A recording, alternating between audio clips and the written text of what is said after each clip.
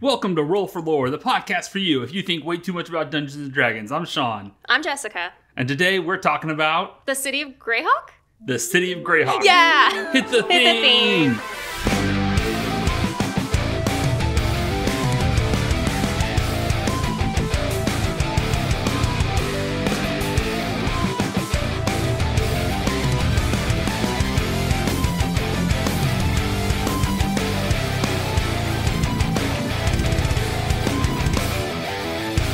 Wow, best theme song ever. Wasn't that a great theme? That's so good. Someday we'll be able to credit it to someone. For now, we've made it. We recorded it ourselves. Well, I don't think we can say that legally. Oh, shoot. We did not make it. We found it on the internet and stole it illegally. And we owe somebody $200. Yeah. And we're happy to pay it. If you find them, let them know. If you are that person, hit us up. Oh. Leave a comment.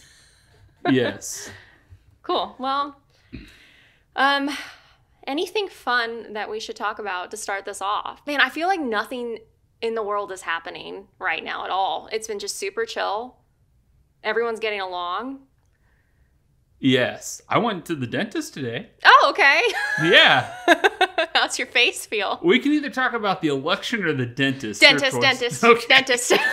I went to the dentist. My mouth feels weird. It feels funny to talk. Oh. My lips feel weird.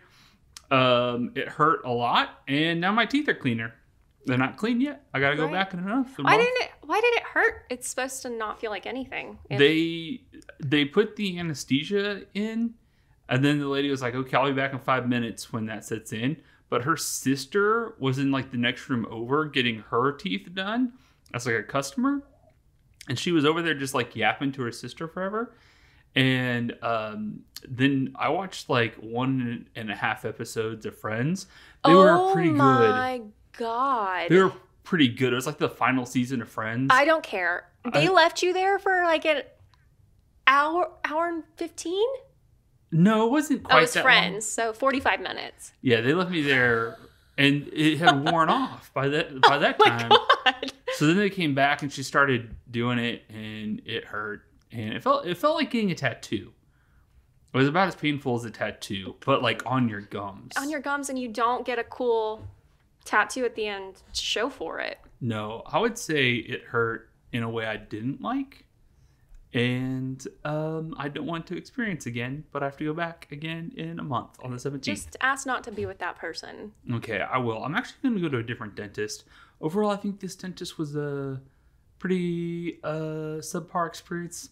I don't know. This is too much dentist talk. I don't know. I'm for it. My mouth feels numb. I'm for it. I definitely am not going to the dentist anytime soon. I did all that a year ago. It's a good 5 or 20 years until I'll get my teeth checked again. I feel like everybody does this thing where they don't take care of their teeth in their 20s, and then in their 30s they have to spend a couple grand. Oh. I feel like that's a thing. A lot of people I know anyway. And now it's my turn. Now it's your turn. That means that my turn's coming up. Yeah. That's okay. All right. Hey, you know who doesn't have dentists? The world of Greyhawk. Are you sure? Is that in your notes? Actually. Oh my gosh. They do have dentists. Okay. But anyways, tell me about Greyhawk. I have no idea what Greyhawk is. So we're not going to get into it today, but they do have a whole bunch of different guilds in Greyhawk. There's like, I don't know, 12 to 20 guilds. One of them are the Night Watch, and they seem cool. They're like... The Night Watch, like Game of Thrones. Yes. Hell yeah. And they have... But one of the guilds they have are the Dentist and Barbers Guild. So they do have dentists. Oh my gosh, it all comes full circle. We're really good at that unintentionally. Yes. So today's episode is going to be a little bit about Greyhawk, the history of, like in the real world and where it came from. Oh, sick. Okay. And then the overview of the world and more about like the vibe check and what it's about. So if you're checking out this episode because you want to know, do I want to play a game in Greyhawk? This podcast will answer that episode. Love it. If you want the in-depth lore, we will get to that because there is so much. It's the first setting. There's all these famous people. There's all these famous gods. There's all these famous locations. Oh, cool. There you could do, and there are whole YouTube channels just about Greyhawk. So you could really get in depth just about so many things. So this is definitely an overview. Okay. I want to cite some sources up front. There's that new book, Lore and Legends. Yeah. So it's not published by Wizards of the Coast, but it is officially licensed by Wizards of the Coast. I bought it. I read the Greyhawk section. It's awesome. And Okay. I think if you like this podcast, you should get that book. I'm gonna order it after this podcast. Yeah, it's definitely going to be a great asset for us. But it's written by the great wizard Mordekainen, who was Gary Gygax's second character ever, and his most long-lived character. Really? Yes, and it's written as if though he has explored the multiverse, and this book, which is huge, it's physically larger than a D&D book, and it's really thick. And it's written as if though he has traveled the multiverse, and these are his thoughts about all the different planes. Oh my gosh, I'm geeking out over this. This is cool. Okay. Yeah. Well, let's get into it. Okay. So the history of Greyhawk, not K-Hawk. The history of... I did spell it Greyhawk. The history of Greyhawk is closely tied to the history of D&D. The world of Greyhawk existed before the word Greyhawk existed before the words Dungeons and Dragons. The campaign setting is older than the name Dungeons and Dragons. All right. But the actual book itself was not published as the first campaign setting, even though it was pretty much the first campaign setting. All right. So brief history lesson about Dungeons and Dragons. Okay. I've been waiting for this since the beginning of this podcast. I think we'll eventually have a history We have to. episode. That sounded sad. I wasn't sad about that. So I'm excited. It's the 70s and wargaming is popular. Do you know what wargaming is? Absolutely not. Okay, so it's like you're in a fantasy world, and it's more like Warhammer, where you're not just pretending to be one character. You're like the general moving around a whole bunch of pieces around the battlefield and measuring things out and doing strategy maneuvers and playing as controlling armies fighting each other. Right. And there's historical people that do this with World War II. And Gary Gygax was big into doing it in a medieval one. So Gary Gygax, largely credited with the invention of Dungeons and Dragons. He was playing in a game where you used little minis like we use today, but they're made out of lead, and you can't do that anymore. Too bad. And you fight them against each other in army scale. Warhammer is pretty much the most popular one of these today. But he wrote his own. He was a game writer. He was writing games of modules for other games. And he wrote one called Chainmail, which was a fantasy one. And in Chainmail, you could be fighter man, magic user, or cleric. Those were the three types of units. And you weren't individually one of those. You were controlling multiples of those on a battlefield. And then this guy Dave Arneson was a game creator, and my parents kind of knew Dave Arneson. They were in a religious organization with him around this time. Interesting. Yeah. So my family's cool.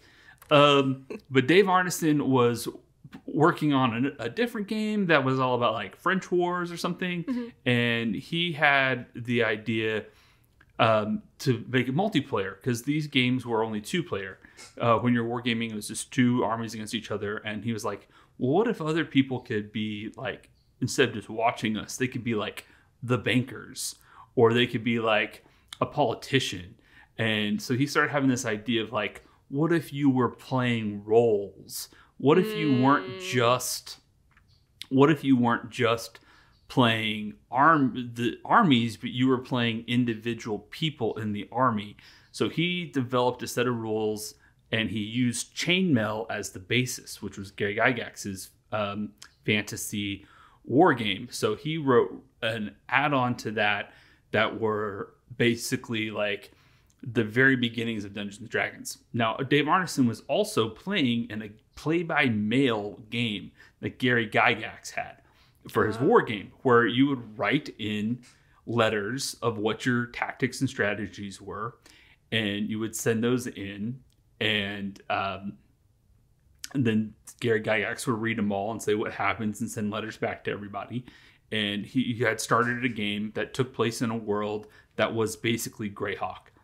And so this guy, Dave Arneson, had set his game he called it Blackmore, was the name of the piece of land in that game he controlled, was called Blackmore.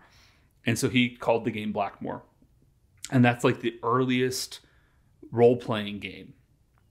So, what? And Cool. then him and Gary Gygax got together and they basically invented Dungeons and Dragons. Well, first he sent these rules to Gary Gygax and was like, hey, you should try this. Gary Gygax sits down with his kids. They're 9 and 11, and they make the first 2 Dungeons and Dragons characters ever. One of which is Tensor of Tensor's Floating Disc. He was a fighting man. And that's so cute that, to me, Ernie and Elise were the first players of Dungeons and Dragons. And in their first session, they created Tensor and Alyssa. And they were the first 2 characters. Interesting. A Okay. fighter and a cleric. All right. So, and when Gary Gygax sat down to make that, the first thing he did was make a dungeon. 1 level, small dungeon for his kids to play. And that was the Dungeon Under Castle Greyhawk. Okay. So that castle, that dungeon became this huge, massive dungeon that Gary Gygax ran for years for his friends. And all his friends made these characters with names you would recognize, like Bigsby and Mordekainen.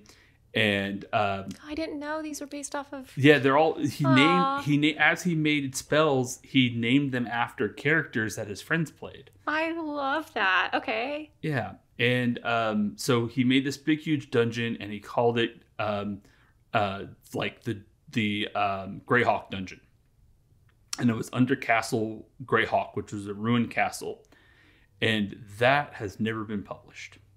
There is not, it's the first, it's huge. Apparently it's 14 stories, this big, huge, massive dungeon. And Gary Gygax says, one, he's dead. He died in 2008. But he roughly explained what it was, but he never wrote it down or published it, even though once upon a time he said he would, but he never did. Because he kind of got kicked out of TSR and didn't get to finish that. All right, so... So there were other campaign settings, and I love the names of these campaign settings. These are in order the first published campaign settings. And keep in mind, they aren't like a big, huge book. They were more like a magazine or comic book style format. And they were more about just a location and not a whole world. So the city-state of Invincible Overlord, I would like to play there. Then there was Blackmore, was published by Dave Arneson. Blackmore sounds familiar. Yeah, that's because I said that 5 minutes ago. Okay. Before that. Yeah, okay. Empire of the Petal Throne, The World of Tecumel. That's one title. Empire of the Petal Throne, The World of Tecumel. That's a very long title. Rune Quest. Does that one sound familiar? That does sound familiar. The Arduin Grimoire. So those were expansions. Okay. That you could play. All right. So then the first Greyhawk campaign book came out in 1980, and apparently it sucked.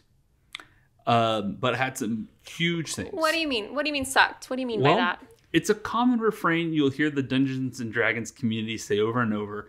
This book doesn't have enough player options. Not enough crunch. Okay. Apparently the publishers of D&D have been making this mistake for the past 44 years.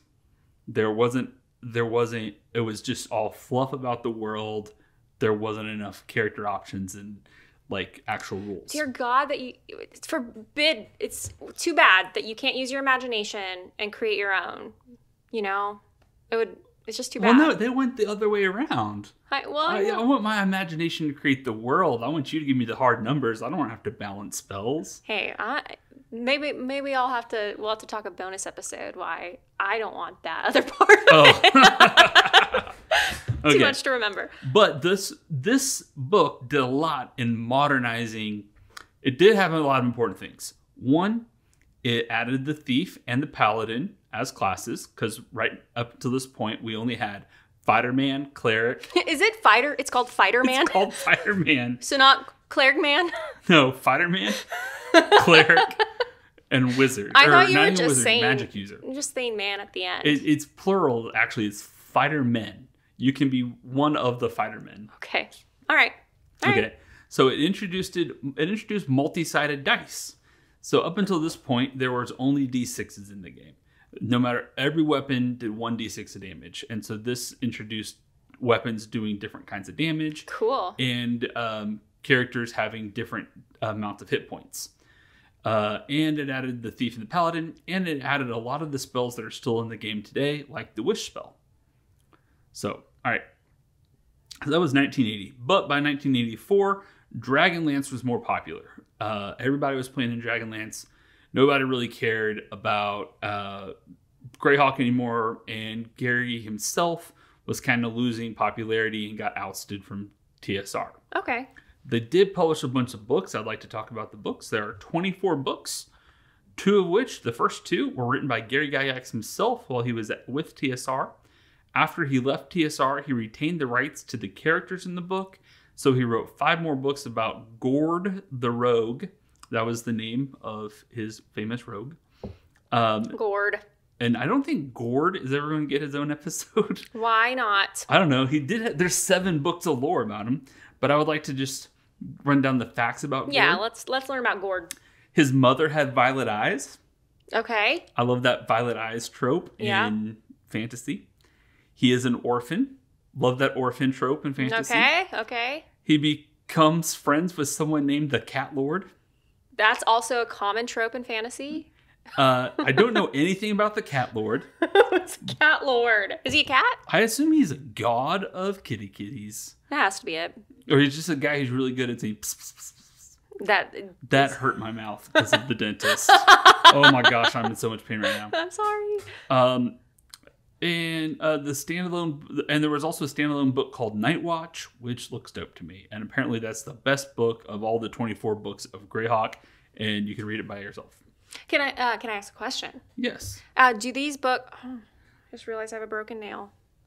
That wasn't the question. Do these books... So are they still in publication? Can you find them? Probably not. Okay. I didn't look that far up, but I don't think so. They weren't very popular. Got you. Okay. All right. And so okay, so 1984, Dragonlance is more popular and Gary Gygax was losing popularity.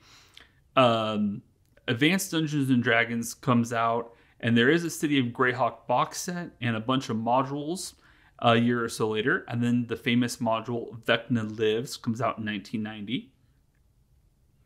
So you ever heard of Vecna? I think so. He was in Stranger Things. Yeah, then that's where I heard it from. Yeah, he's a Lich Lord, and he is from... There are 2 famous Lich Lords from Greyhawk.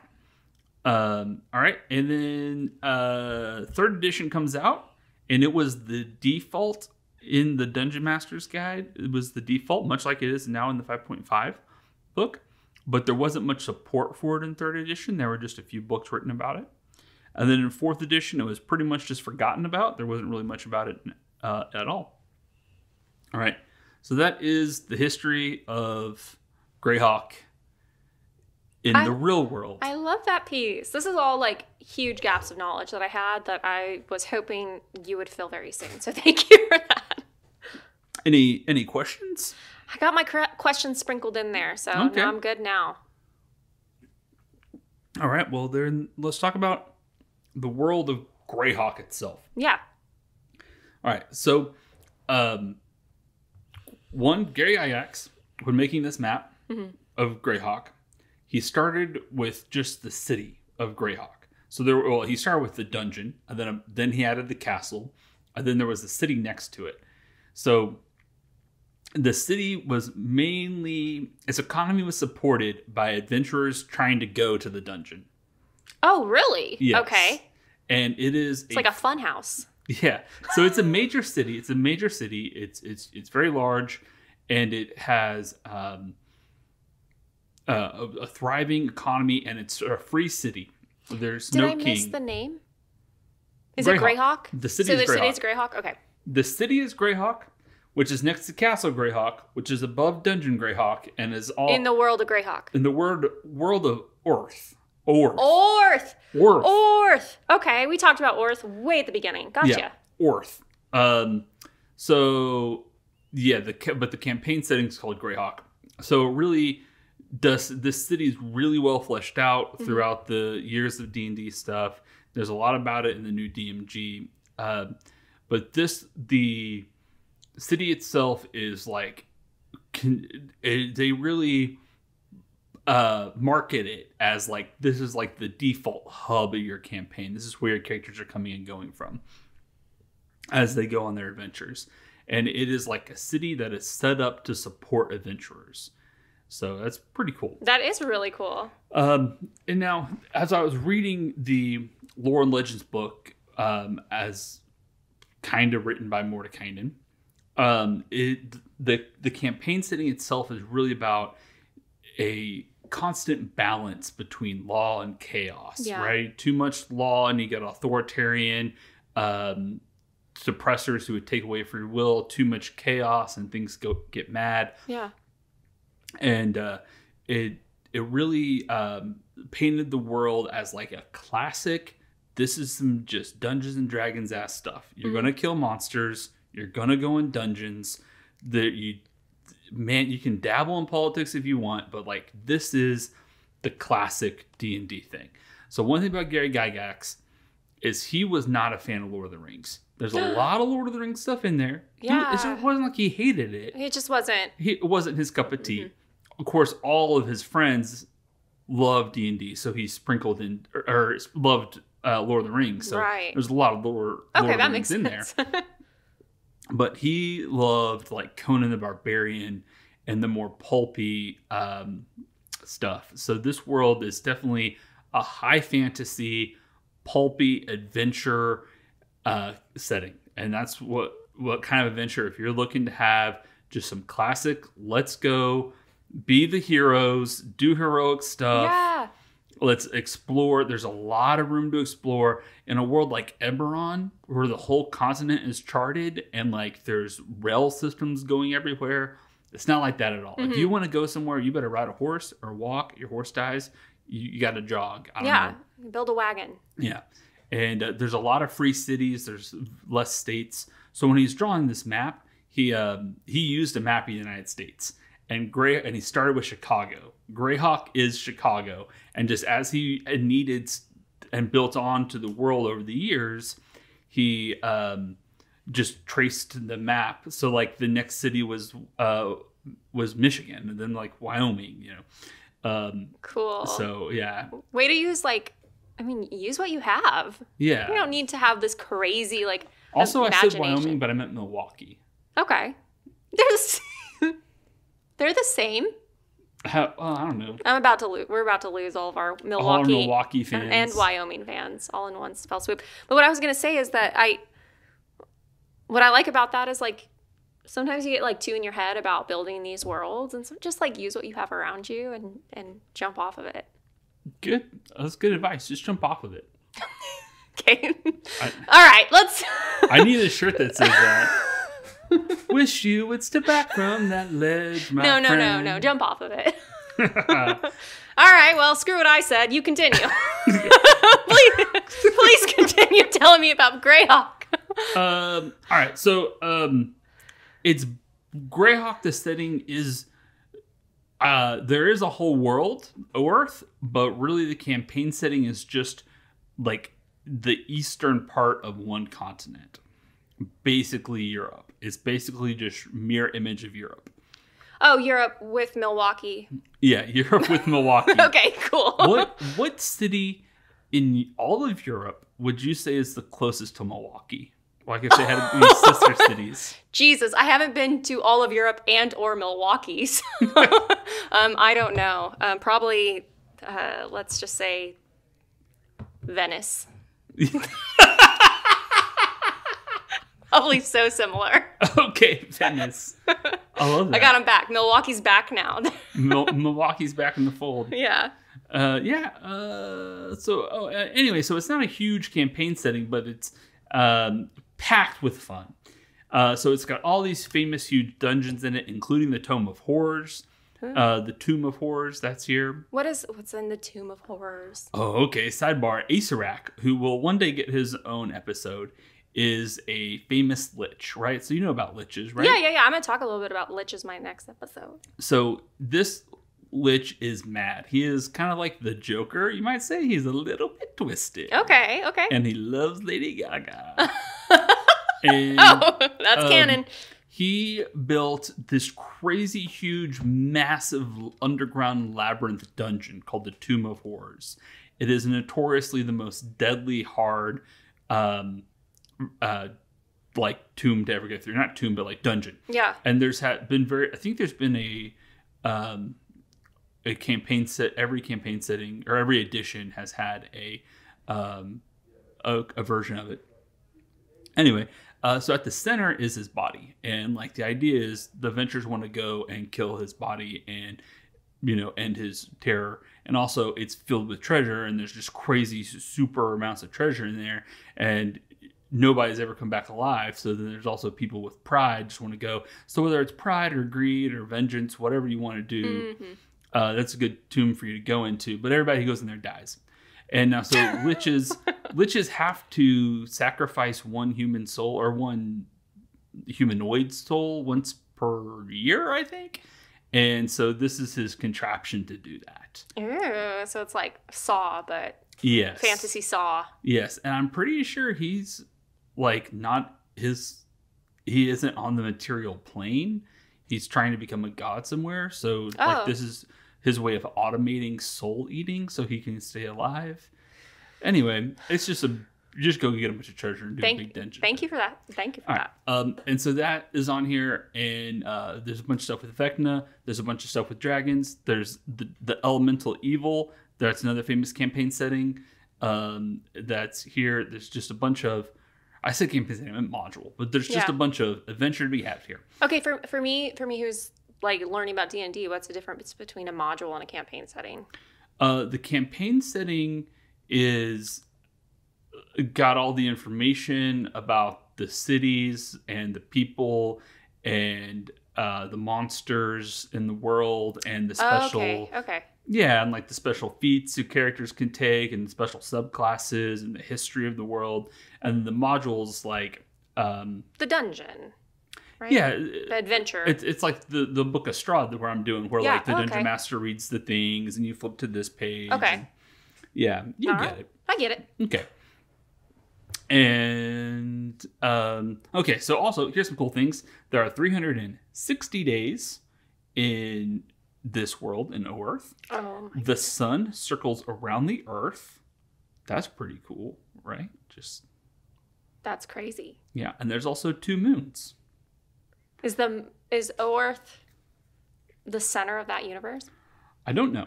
Okay. It's the center of, yes, it is. It is the center of the universe. Cool. So each month there are 2 moons, and the moons one moon travels in a pattern where it has 28 days in, and they track the month by that moon. Okay. The other moon travels to where it has 4 cycles a year, so it only has full moons 4 times a year, and those are holidays. And cool. Everybody gets the day off from work. From their dentist guild.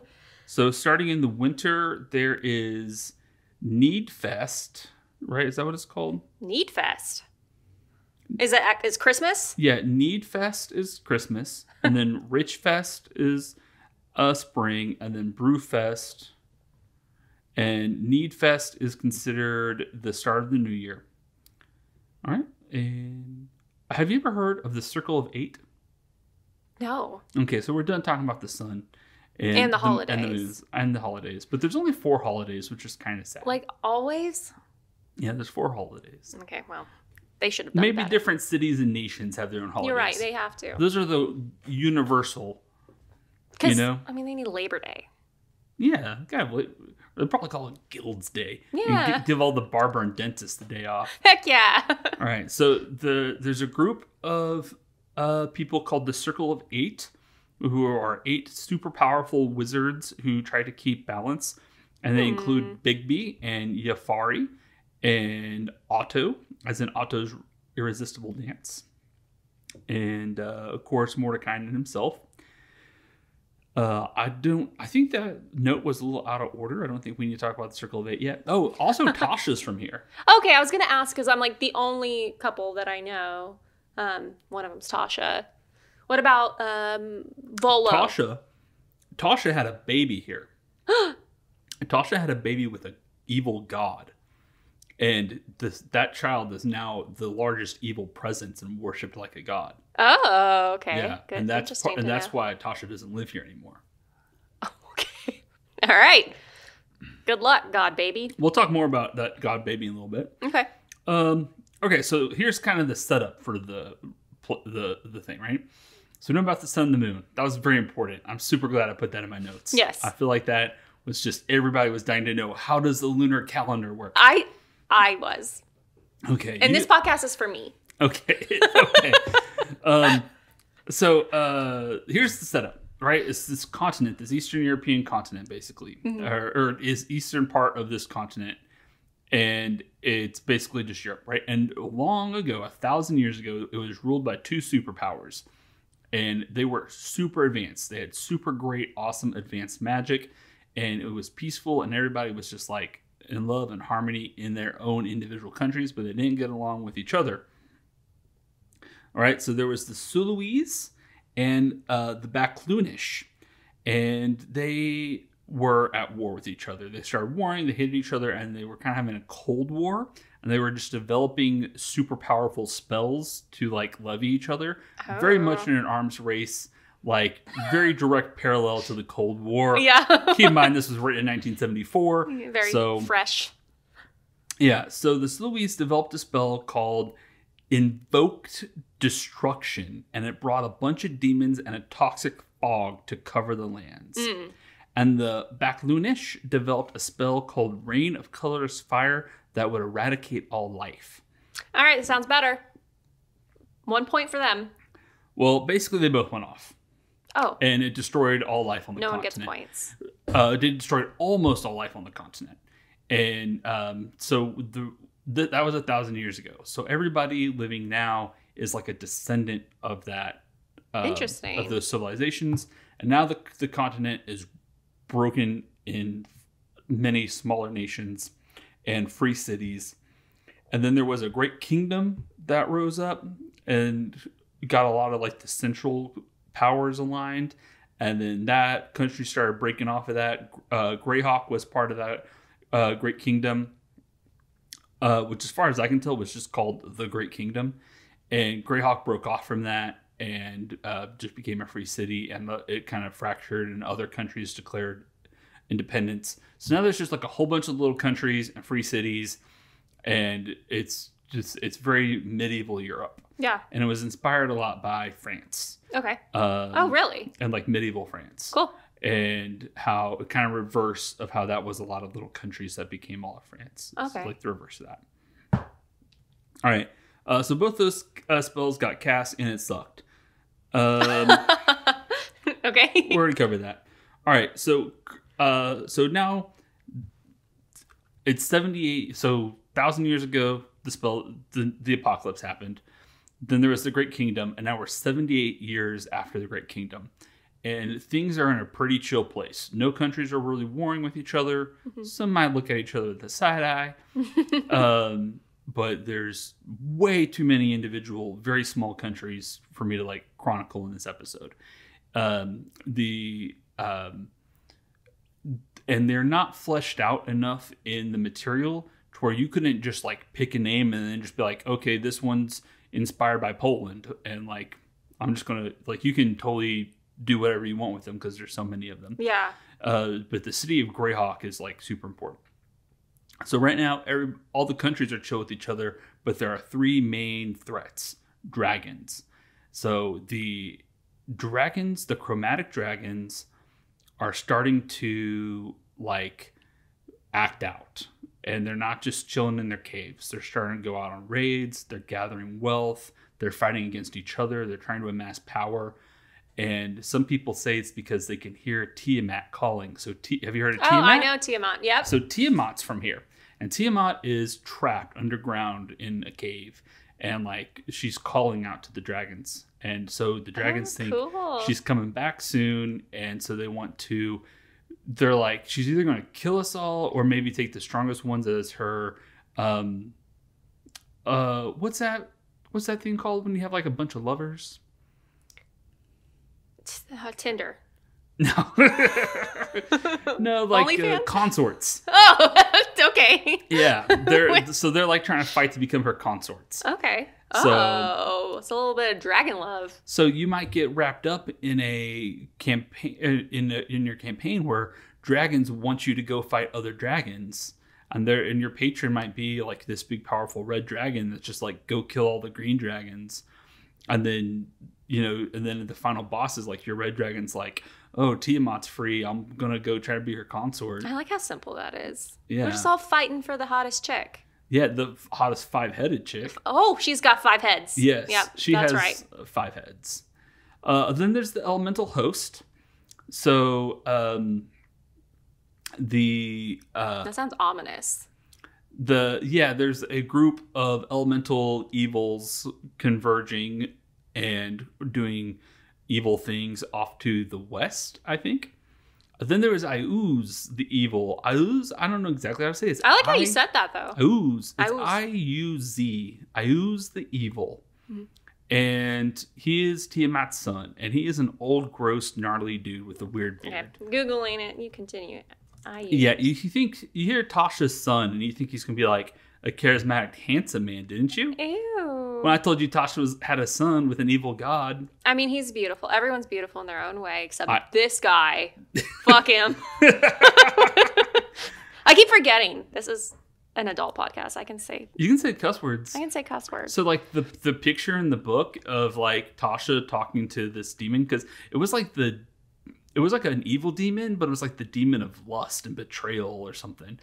Good job, Tasha. The god or something. But yeah, he was like super hot with like giant shoulders and massive pecs. That's what all women want. Massive pecs. Massive pecs. Yes.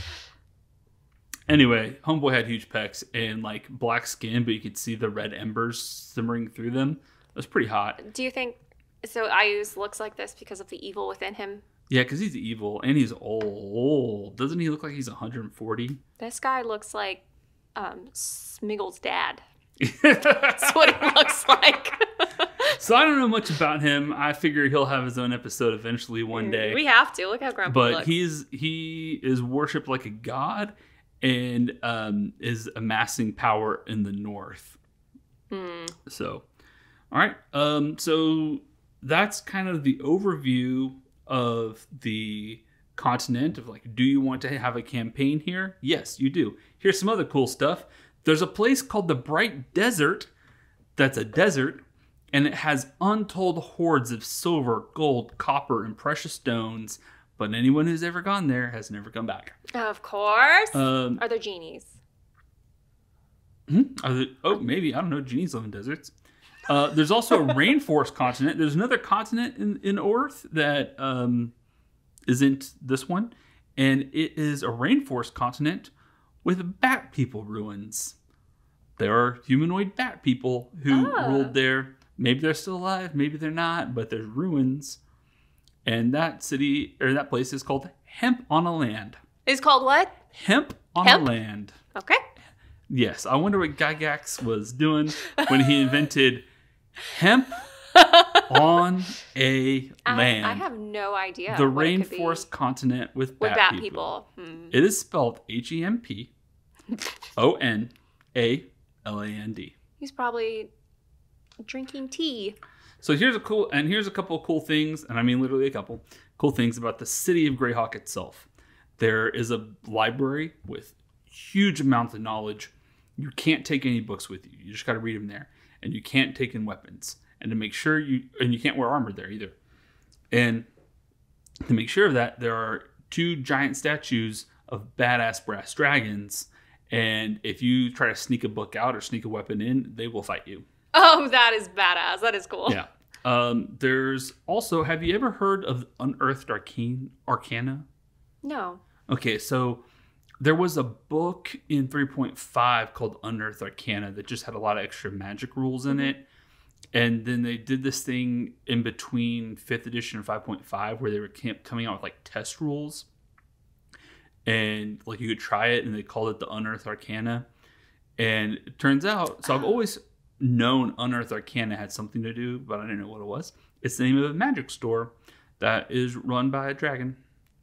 And oh, cool. He just chills. Just like a whole dragon? Yep. In dragon form? No, he stays in human form. Okay. Nobody knows he's a dragon except for the Circle of 8. I Mm. remember those wizards I talked about earlier? Yeah. And then also, so the city is ruled by 16 council members. Okay. That are elected, and then they elect the president of those. How often? I don't know. Okay. And there is political intrigue to be had there. The city is divided into 3 circles, so it's a giant circle, and there's the gates. You go in, there's city, and then there's another wall and another wall, and so all the cool stuff's in the middle. Yeah. Very much like Avatar. I don't know if D&D just inspired the world so much that Avatar ripped off of it, or if... But but ripped off, I know what you mean. But like, this is like the mother of all fantasy worlds, essentially. Yeah. That kind of came from this. So I'm sure we could claim a lot of things. But I mean, ripped like, off. but it's come full circle because like the new monk classes are just anime classes. Yes, which is definitely, I think, the class I'm going to play our next campaign. Oh, really? What kind of monk? I want to do the Avatar? The Avatar one because it really fits with kind of what I'm going for. So we'll have to talk about that when we talk about monks. Yeah. So there's a lot of taverns. There's famous taverns to be had here. The Green Dragon Tavern is here, which is a famous dragon. Oh, yeah. Famous tavern. Sounds familiar. I mean, it's also in Lord of the Rings, but it's a big, huge tavern here where adventurers go and hang out. And magic items can be bought, sold, traded. You can do everything that a growing adventuring party needs can be found here. Cool. Yeah, and so that's the episode. What do you mean that's the episode? So Or that's my notes. that's okay. I'm really into this. So my question is, you said there's a lot of cool gods. Are we gonna get into that next time? Sure. Maybe. I want to know. I just need to know more about this. I can look it up on my own, I guess. But I'd be happy to talk about the gods. So when Gygax first made the game, the setting, he didn't want any gods. oh, okay. He wanted to play lower level like things. Like from what I could surmise, he doesn't like the big over the top fantasy stuff. Well, that would make sense why he doesn't love Lord of the Rings. Yeah, so the first god he made when he needed to make a god was Saint Cuthbert. Okay. So I regret asking. Why? I'm just kidding. Saint Cuthbert? Yeah, so a little bit about Saint Cuthbert is he's like the god of the everyday person. And he likes hard work and family values and a strong economy and okay. That's his portfolio. good border defenses. Strong economy. Hey, it's a good one. We need one of those here. Yeah, so I don't know much about the gods. But no, but that's cool. That's a good, like a little taste of so I started what kind of gods. I was like, oh, I'll like do this, and then I looked up the gods, and it was like a huge chart. There were so many gods. But I liked that little dipping our toes in the water there, just to understand. Like you said, he didn't want this deities, but then so he made like gods of the people, ones that are a little bit more approachable. Yes. Cool. But Have you played a campaign in Greyhawk? I've never played a campaign in Greyhawk. However, I have played 3.5 games that were in homebrew worlds that used Greyhawk gods. Oh, love it. Because like in the 3.5 Dungeon Master's Guide, that's what it told you to do. Okay. And the only one I can remember is St. Cuthbert. Hey, that was... Cuthberg. St. Cuthbert or Kuberg? Kuberg. Either way, it's a name of the people, that's for sure. Yeah. And it does not strike much fear in my heart, but maybe I'm callous. Yeah, but I feel like I would love to play in the world of Greyhawk. Yeah. By 3.5, nobody cared about Greyhawk at all. Everybody just liked Forgotten Realms and Eberron. Yeah. And I feel like Forgotten Realms were by far and away the most popular. And they did a contest like halfway through 3.5 for somebody to make up a new edition or a new campaign setting, and Keith Baker won with Eberron, and then Eberron was like the new hotness, and everybody loved that because Eberron basically invented well, I guess you wouldn't really call it advantage, but it had this system where you had like heroic dice and inspiration, and if you had inspiration, you could roll an extra d6 to your roll and stuff, and then as you leveled up, you would get more and stuff. Yeah, I like inspiration in games. And kind of made it more exciting and more superhero, and kind of a little bit of that feeling of like early Marvel comics and stuff. Yeah. And Greyhawk to me feels more like a world and while I like that about Eberron, I would love to play in just a classic. We're actually going to follow XP, no milestone XP. We're actually going to follow XP. You're not going to find any magic items. You got to save and save and save. Or if you want to go find a magic item, you got to go on a whole big dungeon. Yeah. And do just a classic. I would love to play in that. I don't know if I'd want to run it though. Yeah, got you. Do you think that, so all this new information is coming from, we've got a new Dungeons Master book, right? Yeah. The new Dungeon Master's book is, so it has a lot of great vibes for Greyhawk. It doesn't really have, and it tells you like, here are a bunch of plot hooks and how your characters can get hooked into some adventures in Greyhawk. But it's not like an adventure module where it actually tells you what's going to happen on those. It just kind of gives you an idea of like, this should happen level 1 to 4. This should happen level 5 to 8, you know? But because that's out now, do you think there might be a resurgence or I guess a revival of like Greyhawk love? No. Okay. I hope so. I like Greyhawk. I want to play in a Greyhawk campaign. But also, I already know that next year we're getting 2 Forgotten Realms. And Forgotten Realms just had Baldur's Gate. Yeah. Forgotten Realms is now the default setting. Which, I mean, I can't be mad about, but because I don't have the history with Dungeons & Dragons that y'all have. But how do you feel about that? Oh, I'm pretty ambivalent. Okay.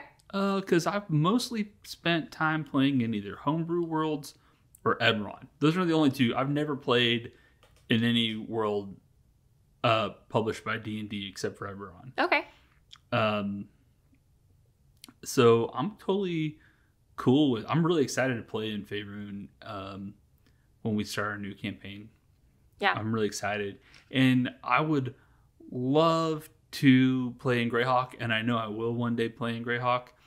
But I don't really want to DM in Greyhawk because it does seem like it would be more combat heavy. And I don't like DMing that. I like playing that, but I don't like DMing that. Yep. Okay, cool. Well, Sean, that was freaking awesome. Yeah. Thank you. Do we have anything else? No, that's all.